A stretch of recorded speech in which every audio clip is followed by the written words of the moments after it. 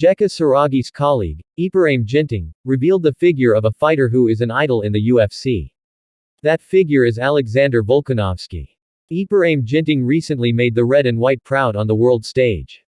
This fighter from North Sumatra won a TKO victory over Shawn Johson at the Cage Warriors 165 event.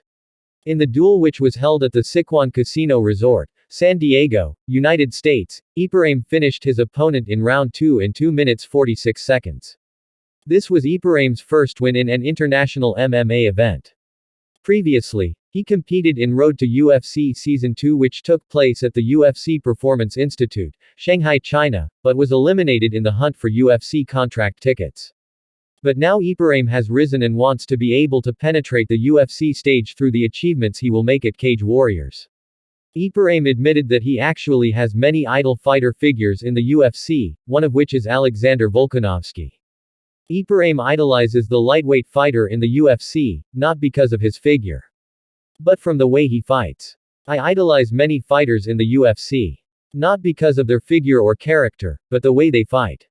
Like I really idolize Volkanovski, said Eperaim. Therefore, Eperaim targets that in the future he can compete in the UFC octagon so he can meet his idol. Apart from that, Eperaim expressed his wish also because Jeka Saragih had already entered the UFC. He said that Jeka Saragih was his motivation to be able to compete in the world-famous MMA event led by Dana White. I definitely have a target to be like Jeka to get to the UFC, he said.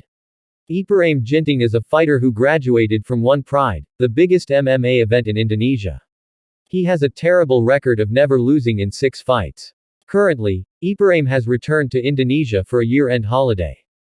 In January 2024 he will return to MMA Fight Academy, a training camp built by Mola for Indonesian fighters. Eperaim said he would likely return to fight in March 2023.